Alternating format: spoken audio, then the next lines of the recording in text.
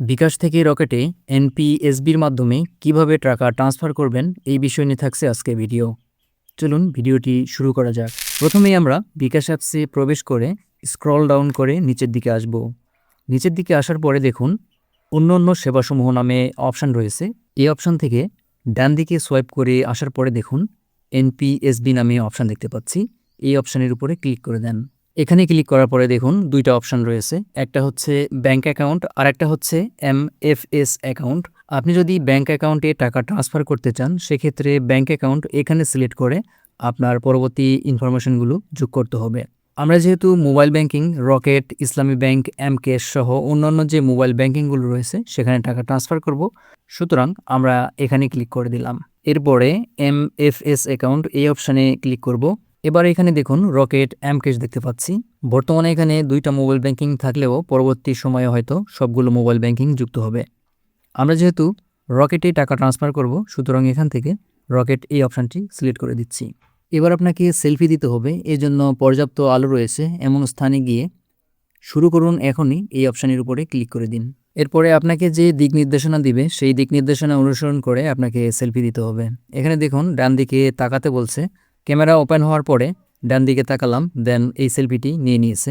এবার দেখুন মাথা উপরে তুলতে বলছে, এবার আমরা মাথা উপরে তুলব। ক্যামেরা ওপেন হলে মাথা উপরের দিকে তুললাম, মাথা উপরের দিকে তোলার পরে এই সেলফিটিও নিয়ে নিয়েছে। এবার দেখুন এখানে স্থির থেকে ক্যামেরার দিকে তাকাতে বলছে, সো ক্যামেরা ওপেন হলে আমরা স্থিরভাবে থাকব। আবারও ক্যামেরাটি ওপেন হওয়ার পরে ক্যামেরার দিকে স্থিরভাবে থাকার পরে এই সেলফিটিও 100% নিয়ে নিয়েছে। সেলফি দেওয়া সম্পন্ন হলে বিকাশ কর্তৃপক্ষ আমাদের সেলফিটি ভেরিফিকেশন করবে। ভেরিফিকেশন সম্পন্ন হলে এইরকম ইন্টারফেস দেখতে পাবেন। সেলফি দেওয়া শেষ হলে এগিয়ে যান এই অপশানের উপরে ক্লিক করে দেন। এবার দেখুন এখানে এমএফএস অ্যাকাউন্ট নাম্বার অপশান রয়েছে। এই অপশানে আপনি বিকাশ থেকে যেই রকেট নাম্বারে টাকা পাঠাবেন সেই নাম্বারটি এখানে দিতে হবে। আমি যেই রকেট নাম্বারে টাকা পাঠাবো সেই নাম্বারটি এখানে দিলাম।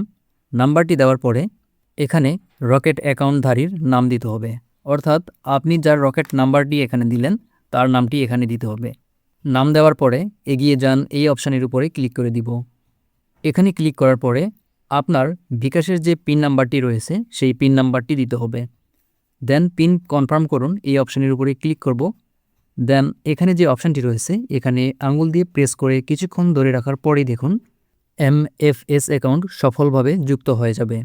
এখানে যে অ্যাকাউন্টটি যুক্ত করলাম সেই অ্যাকাউন্টটিতে টাকা পাঠানোর জন্য পরবর্তী সময়ে আর আপনাকে সেলফি বা অ্যাকাউন্ট ভেরিফিকেশন করতে হবে না। পরবর্তী সময়ে আপনি যখন এই অ্যাকাউন্টে টাকা পাঠাবেন তখন শুধুমাত্র নাম্বারটি সিলেক্ট করে দিয়ে পরবর্তী স্টেপে গেলেই টাকাটি পাঠাতে পারবেন। অ্যাকাউন্ট যুক্ত করা শেষ। এবার রকেট অ্যাকাউন্টে টাকা পাঠাবো, এজন্য এখানে ক্লিক করে বিকাশের হোম স্ক্রিনে চলে গেলাম। এখানে এসে আবারও স্ক্রল করে নিচের দিকে আসার পরে অন্যান্য সেবাসমূহ এই অপশানে এসে ডান দিকে সোয়াইপ করে আসার পরে এনপিএসবি এই অপশানে ক্লিক করব। এরপরে এমএফএস অ্যাকাউন্ট এই অপশানের উপরে ক্লিক করে দেন। এবার এখানে দেখুন আমরা যে রকেট অ্যাকাউন্টটি যুক্ত করেছিলাম সেই রকেট অ্যাকাউন্টটি এখানে দেখতে পাচ্ছি। আমরা এই নাম্বারেই টাকা পাঠাবো, সুতরাং এই অ্যাকাউন্টটি সিলেক্ট করে দিচ্ছি। অ্যাকাউন্ট সিলেক্ট করার পরে আপনি এই অ্যাকাউন্টে কত টাকা পাঠাবেন সেই টাকার পরিমাণ এখানে দিতে হবে। আমি 100 টাকা পাঠাবো, এখানে 100 দিয়ে এগিয়ে যান এই অপশানের উপরে ক্লিক করে দিলাম।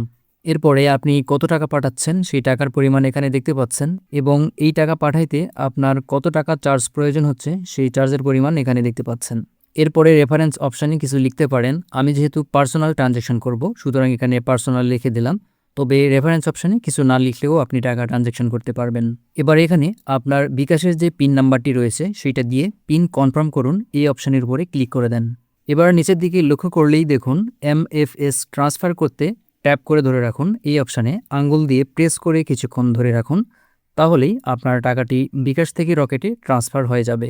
এভাবে সহজেই বিকাশ থেকে রকেটে এমক্যাশ সহ অন্যান্য যে মোবাইল ব্যাংকিংগুলো রয়েছে সেগুলোতে টাকা ট্রান্সফার করতে পারবেন। এই ছিল আজকের ভিডিও। ভিডিওটি ভালো লাগলে অবশ্যই ভিডিওতে লাইক দিয়ে চ্যানেলটি সাবস্ক্রাইব করুন। অলরেডি সাবস্ক্রাইব করে থাকলে অসংখ্য ধন্যবাদ।